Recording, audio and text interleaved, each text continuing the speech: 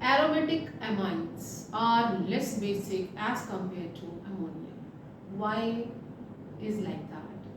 Amines जो कि खुद एक डेरिवेटिव है अमोनिया का, अमाइन तो अमोनिया से ही बने हैं।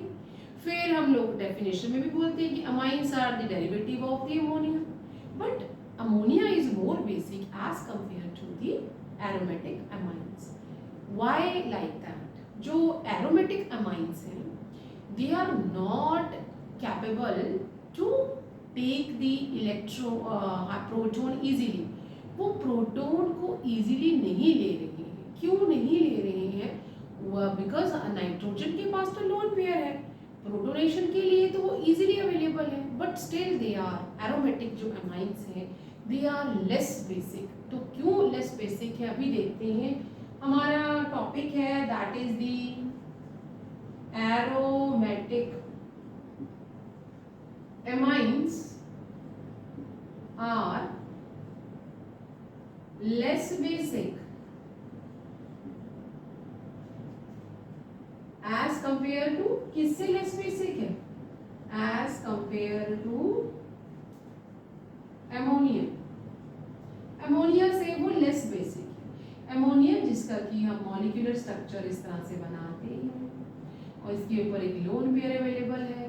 एरोमेटिक अमाइन मैंने लिखा है। एरोमेटिक अमाइन अगर हम पहला स्ट्रक्चर बनाए एरोमेटिक अमाइन का, that is the having alternate single and double bond, and इसमें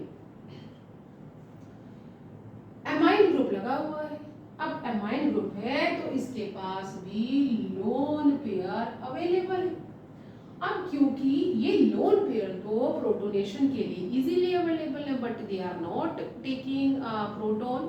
क्यों नहीं करते हैं? बिकॉज ये जो लोन पेयर है they are participating in the delocalization of the pi bond along with the pi bonds of the benzene ring।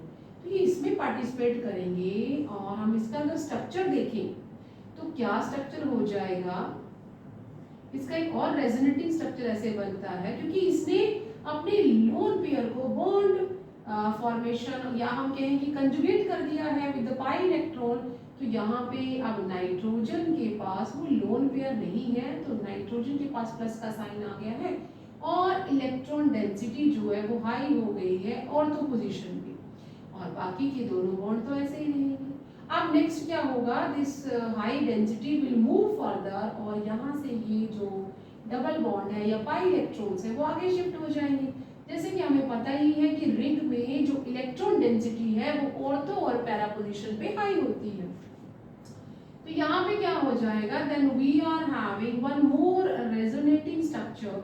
ये वाले जो पाई इलेक्ट्रॉन से यहाँ मूव कर गए हैं तो हमने यहाँ लिख दिया, और ये जो है वो यहाँ से हमने शिफ्ट करवा दी यहाँ पे आ गए और ये बॉन्ड ऐसा ही रह गया और डबल बॉन्ड अमोनिया के साथ नाइट्रोजन के साथ बनाया है और नाइट्रोजन के पास प्लस का साइन लगा हुआ। अब ये जो हमारा हाई डेंसिटी है वो इस तरह से मूव करेगी।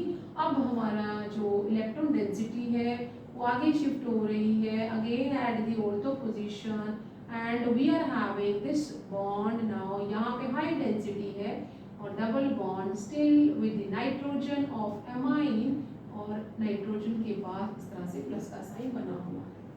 तो यहाँ पे अब ये जो इलेक्ट्रॉन डेंसिटी है वो आगे फर्दर मूव करेगी and we are having one more resonating structure. ये रेजोनेशन या रेजोनेंस सिंबल है। This is the resonance symbol कि ये दोनों एक दूसरे के सेम स्ट्रक्चर है। तो हमने यहाँ पे एक और बना दिया एरोमेटिक अमाइन का स्ट्रक्चर। अब इलेक्ट्रॉन जहाँ से आए थे वहीं वापस चले गए हैं तो बॉन्ड सिंगल हो जाएगा एंड जो पॉजिटिव साइन है it will be no more, and जो इलेक्ट्रॉन के लोन पेयर थे वो वापस नाइट्रोजन के पास आ गए। अब अगर हम ध्यान से देखें तो यहाँ पे कुल मिला के we are having how many structure मिले हमें? कितने स्ट्रक्चर मिल गए? We are having 5 resonating structure. हमारे पास 5 रेजोनेटिंग स्ट्रक्चर है जितने किसी कंपाउंड के रेजोनेटिंग स्ट्रक्चर होते हैं उतना ज़्यादा वो स्टेबल होता है। ये तो हमें पता ही है, तो हम यहाँ लिख लेते हैं कि जितने ज़्यादा more resonating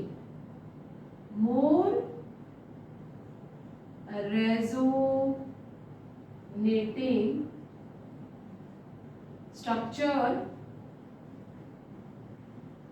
more stable it is,